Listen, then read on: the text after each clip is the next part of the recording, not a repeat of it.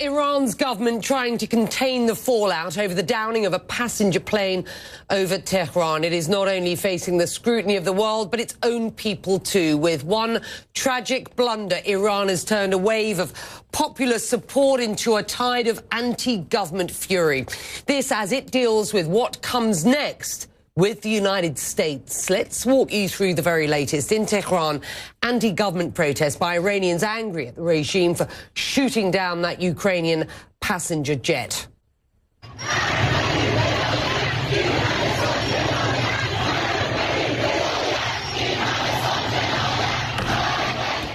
These crowds demanding Iran's supreme leader, Ayatollah Ali Khamenei, step down. This coming at a critical time for the regime as it tries to map a route out of the crisis with the US.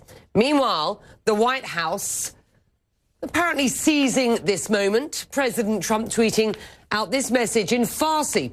To the brave, long-suffering people of Iran, I've stood with you since the beginning of my presidency, and my administration will continue to stand with you. We are following your protests closely and are inspired by your courage. We are across the developments in this story. Our CNN international diplomatic editor Nic Robertson is here with me tonight in Abu Dhabi. Senior international correspondent Alwa Damon is live for you in Baghdad. Now, Kristen Holmes standing by at the White House. Let me start with you, Nick. An admission of guilt by the Islamic Republic of Iran is almost unheard of, it has to be said. And we were trying to think back to the last time that we could remember such, and it was, I think, back in 1998. This might have been no different had it not been for evidence that became abundantly clear to the international community.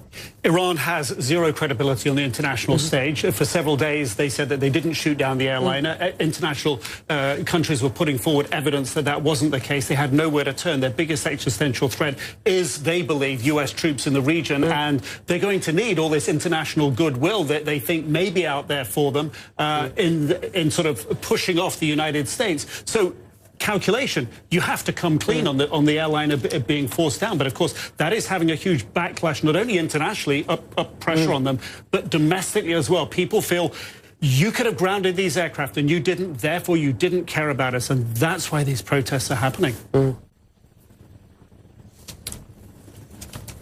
Let's see. Chance of death to the supreme leader.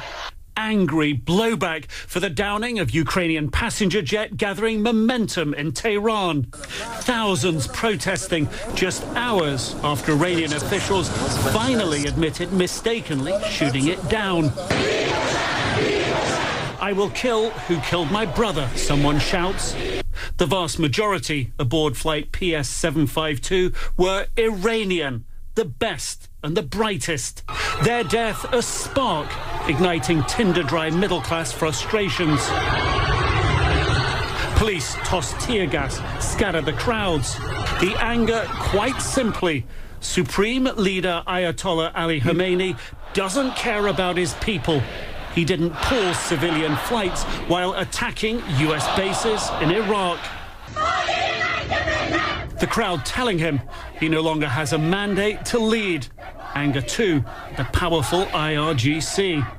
Another big slap down for Iran's leadership. Protesters avoid walking on American and Israeli flags painted on the ground some years ago by the regime out of disrespect. Iran's leadership now facing growing external as well as internal pressure. Iran's admission that its own armed forces unintentionally shot down Flight 752 is an important step towards providing answers for families, but I noted that many more steps must be taken. Demands the airplane investigation be international, open and transparent. President Trump heaping on his pressure too, tweeting, "The world is watching the protests." There cannot be another massacre of peaceful protesters as happened last year. And in the midst of it all, the British ambassador arrested at the protest, held for several hours. The British Foreign Secretary calling it a flagrant violation of international law. Fallout over the downed plane now becoming a perfect storm for Iran. in the global spotlight, with international investigators poking around as domestic protests grow and sanctions increase, and Iran's recourse to violence neutered by fear of escalation. And still no real diplomatic off-ramp in sight. And at dusk today, it does seem that the Iranians, Becky, are taking a different tack. Pro-regime elements having a prayer vigil at the same side as the protest. So the message from the Iranian leadership there, this is what we want the international community to see. Oh, fascinating. Let's get to Kristen, who is at the White House, because the US president has been pretty active on Twitter. He has issued another warning to Iran, telling its leaders in a tweet, do not kill your protesters. Thousands have already been killed or imprisoned by you, and the world is watching. More importantly, the USA is watching. Kristen, it would be easy to accuse the US president of seizing the moment here. In fact, many people are accusing him of exactly that. You could also argue that the US president sitting back, watching what is going on. This is a country which didn't accept what had happened, lied its way through the first 48 hours of the downing of this jet, has people out protesting against it once again, and the US president simply sitting back and saying, we are watching you. Many might agree with some of what the US president's narrative is today. Well, absolutely, Becky, but I do think you need to look at this at both a macro and a micro level. Just moments ago, we heard from the Defense Secretary, Mark Esper. We also heard from the National Security Advisor, Robert O'Brien, as they try to fumble their way through the intelligence that led to the U.S. airstrikes on Soleimani. This has been an ongoing theme that we've seen for the last week.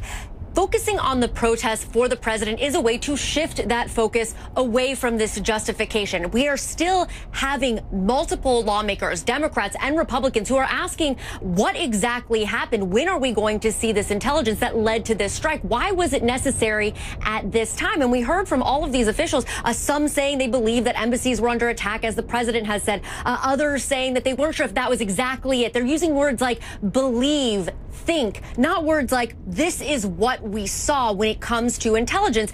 So while it might be that that's what the president is doing, sitting back and just saying that we are watching you, it also is very clearly shifting the narrative here. He has stopped focusing on Soleimani and clearly is focusing on Iran. And the other thing here is just to remember the narrative that we've seen over the last week. President Trump issuing this attack, we still, again, do not know what led to the imminency of this attack, why it had to be done then. And then we see Iranians essentially united in the street against America. We hear them chanting death to America, weeping, wailing about their military leader who was killed. And now a complete 180. And for obvious reasons, Becky, this is a better narrative for President Trump. He gets to now not have death to America, but instead a essentially undermining of the Iranian regime. But it is really important here to note the broader context when it comes to President Trump, when it comes to the president and the Middle East. President Trump is sitting here saying, do not kill your protesters. The Iranian people are great people, essentially praising them. But this is the same president who just earlier in the week was threatening to bomb cultural sites that are likely not just important to the Iranian government, but to the people of Iran. This is also a president who within his first month of taking office banned Iranians from coming into the U.S. He ran on a platform of the so-called Muslim ban. So if you do want to take a step back and say that this is him just saying the U.S. is watching you, that could very well be it. But you have to look at the larger context here. President Trump essentially picking and choosing when he wants to support Iranians, when he wants to support the people, the protesters, and when he just simply doesn't.